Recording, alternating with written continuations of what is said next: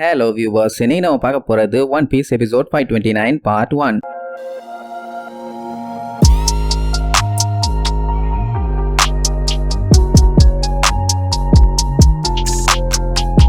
Open பண்ணா போன பாட்டுல நம்மளுக்கு எப்படியாச்சும் சஞ்சிக்கு பிளட்டை கண்டுபிடிச்சே தீணுன்னு வேக வேகமா அடிச்சு புடிச்சு டவுனுக்கு ஓடினாங்கல்ல. அப்படியே டிராவல் பண்ணிக்கிட்டே கத்துவானுங்க. எங்க ஃப்ரெண்டு உயிருக்கு போராடிட்டு இருக்காரு, அவரோட பிளட் டைப் SRH நெகட்டிவ், யாருக்காச்சும் அந்த பிளட் இருந்தா அவனை காப்பாத்துங்க, நாங்க கெஞ்சி கேக்குறோம்னு சொல்லி டவுனுக்குள்ள போய் கதறுன்னு கதறுவானுங்க. எல்லாரும் கேட்பாங்க, ஆனா யாருமே கண்டுக்கிற மாதிரி இல்ல. கேமி எல்லாம் பார்த்துட்டு நீ மன்னிச்சிரு செஞ்சு, மனுஷங்களுக்கு இந்த ஐலாண்ட்ல பிளட் கிடைக்கிறது ரொம்ப ரொம்ப கஷ்டம், நம்ம வேணா இன்னும் கொஞ்சம் தேடி பார்க்கலாம்னு சொல்லிட்டு இருக்கும் போதே லூஃபி, சாப்பர், உசோப்பு இவங்க 3 பேர்த்தையுமே மேல காணும். என்னன்னா கீழே ஆளுக்கு ஒரு திசையில ஓடிட்டு இருப்பானுங்க. எப்படியாச்சும் இங்க மனுஷங்க இருக்காங்களான்னு கண்டுபிடிச்சு அவங்களோட பிளட் வாங்கிடலான்னு. ஏன்னா ஃபிஷ்மேன்ஸ் யாருமே தரக்கூடாது, மனுஷங்க இருந்தாங்கன்னா பஞ்சாயத்து இல்ல. அப்படியே அங்க கட் பண்ணி அந்த மெர்மைட்ஸ் எல்லாம் இருக்காங்கல்ல, அந்த இடத்த காட்டுறாங்க. அவங்க கைக்கு டைட்டா கட்டி வச்சிருக்கிற ஒரு பேரல் ஒண்ணு கிடைக்குது. அவங்க அது சரக்கா இருக்கும்போது தான் நினைப்பாங்க. ஆக்சுவலா அது அந்த கரிபு பாயில அடைச்சு வச்சிருக்க பொட்டி, அதான் பூட்டி வச்சிருக்காங்கல்ல, பேசாம விட்டுற வேண்டியதானே. அதை விட்டுட்டு யாருக்கும் தெரியாம நம்ம நைஸா ஓபன் பண்ணி பார்ப்போம் அப்படின்னு பிளான போட்டு அதை ஓபன் பண்ற வேலையை ஸ்டார்ட் பண்ணிடுவாங்க. அப்படியே அங்க கட் பண்ணி இங்க நம்ம சஞ்சியை காட்டுறாங்க. ஒரு வழியா அவனுக்கு பிளட்டை கண்டுபிடிச்சு பாடியில ஏத்தியாச்சு.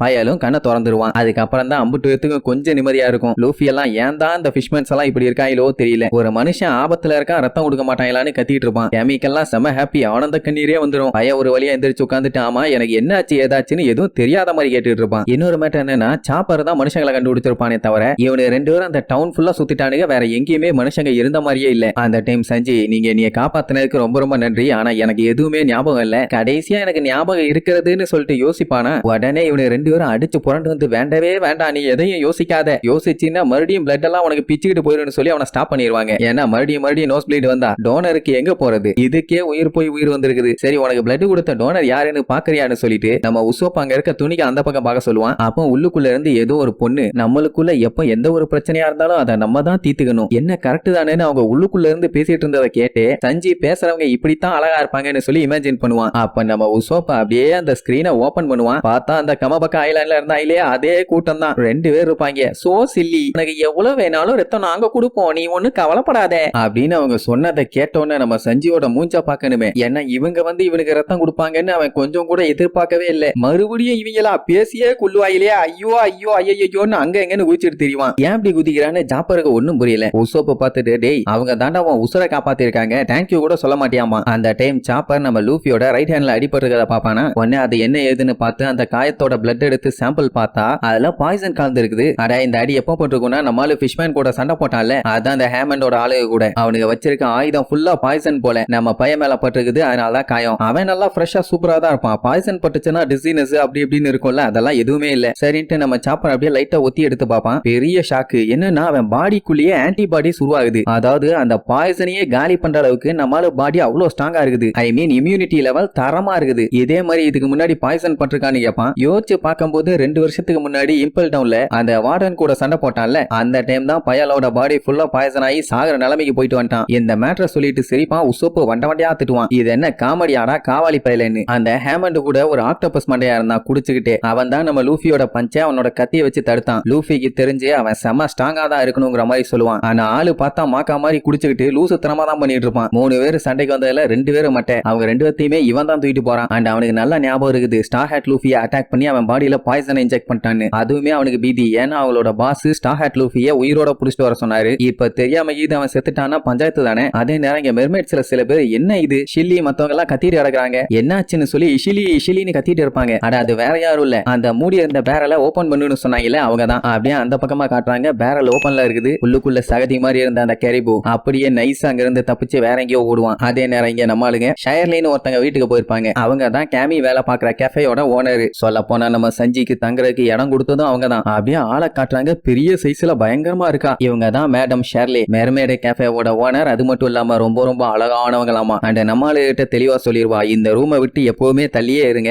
இவங்கள பத்தியும் இந்த இடத்த பத்தியும் சஞ்சி கிட்ட மட்டும் சொல்லிடாதீங்க, ஏன்னா அதனால பெரிய பஞ்சாயத்து வரும்பா. ஏன் என்னாச்சுன்னு கேட்டா சாப்பர் தான் சொல்லியிருப்பான், அவன் கண்ணுல அழகான பொண்ணுகளை காட்டிடாதீங்கன்னு. அப்ப நம்ம லூஃபியும் உசோப்பும் வழக்கம் போல விளையாட்டத்தனம் பண்ணிட்டு இருப்பானுங்க. அங்க இருக்கிற பெரிய ஒரு உருண்டை பாலை பார்த்துட்டு இது என்ன என்னன்னு கேட்டுட்டு இருப்பானுங்க. அந்த ஷைலிங்கிறவ அதை தொடாதீங்க, அது ஒரு கிறிஸ்டல் பாலும்பா, இதை வச்சுதான் அவன் மத்தவங்களோட ஃபியூச்சரை பாப்பாலாமா, இந்த இடத்துல இதுதான் ரொம்ப ரொம்ப ஃபேமஸ், ஆனா இப்போ அதெல்லாம் பண்றது இல்லைன்னு சொல்லிடுவான். ஏன்னா அவளை பொறுத்த வரைக்கும் ஃபியூச்சர் தெரியாம இருக்கிறது தான் பெஸ்ட்ங்கிற மாதிரி சொல்லுவா. இந்த லூஃபி பைய வேற கடுப்பேத்துற மாதிரி பேசி விட்டுருவானா. உடனே அவ காண்டாயி கத்துக்கத்துன்னு அத்துவா. உசோப்பு பொட்டானிலே ஒரு போடு போட்டு மன்னிப்பு கேளுன்னு சொல்லி பயங்கரமா சாரி கேட்டுட்டு இருப்பாங்க. அதுக்கப்புறம் அந்த ஷெய்லிங்கிறவ கேமிய வேணா அப்படியே லீவ போட்டுட்டு இவங்களுக்கு இந்த இடத்த பூரா சுத்தி காமிம்பா. ஏன்னா கேமி எப்பவுமே கெஃபேல ரொம்ப ஹார்ட் ஒர்க் பண்ணுவா. அதனால இன்னைக்கு ஒரு நாள் ரெஸ்ட் எடுத்தா என்ன தப்பு. அது மட்டும் இல்லாம இந்த இடத்துக்கு முன்ன மாதிரி ஹியூமன் பைரட்ஸ் எல்லாம் இப்ப வரதே இல்ல. இதனாலேயே இவளோட பிசினஸும் டல்லாவே போயிட்டு இருக்குது. அதனால இந்த கோல இருக்க கேர்ள்ஸுங்க எல்லாம் சீக்கிரமா இங்க வந்துருவாங்க. சோ தேவையான அளவுக்கு கைகளும் இருக்குதும்பால. அப்பதான் கேமிக்கு ஒரு மேட்டர் ஞாபகத்துக்கு வரும். அந்த ஸ்டார் ஃபிஷ் பப்புக்கு இவ கிளாம்ஸ் எல்லாம் கொண்டு போய் டெலிவர் பண்ணணும், அதுவும் இப்பவே. ஆனா அதை பண்ண மறந்துட்டா, அதனால கதறுவா. அவ வேற பசியில இருப்பானே அப்படின்னு சொன்ன உடனே அந்த ஷைலி என்ன சொல்லுவா, பப்பகுவா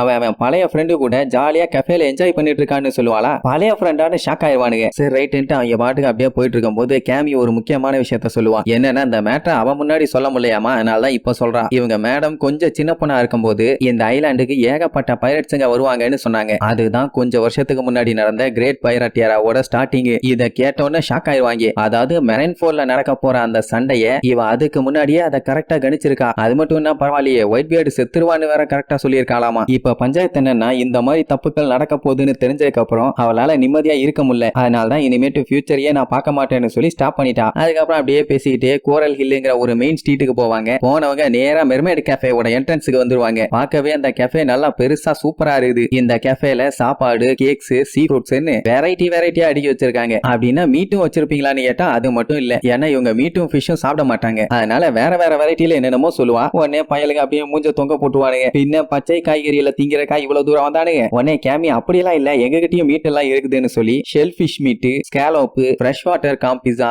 அப்படி இப்படின்னு அவ பாட்டுக்கு சொல்லுவா. லூஃபிக்கு காண்டாயிரும். பின்ன இதுல எங்கத்த மீட் இருக்குது, மீட்டோட ரெப்புடேஷனை கெடுத்துறாத, செம்ம காண்டாவேன்னு கத்துவான். சரி என்னவா இருந்தா என்ன, வாங்க உள்ள போய் ஒரு கை பாத்துலான்ட்டு எல்லாம் போவாங்க. லூஃபியால தான் தாங்க முடியல. அப்படி உள்ள என்ட்ராக போறதுக்கு முன்னாடி உள்ளுக்குள்ள இருந்து ப்ரூக் வெளியில வருவான். அதுவும் அந்த ஸ்டார் ஃபிஷோட. மெர்மைட் ஃபேன்ஸ் எல்லாம் அவனை பிடிச்சு தொங்கிட்டு இருப்பாங்க. எப்படி சூப்பரா மாசான்னு சொல்லி பயங்கரமா சீன் போடுறதோட இந்த எபிசோடுக்கு எண்டு கார்டு போட்டு முடிக்கிறாங்க.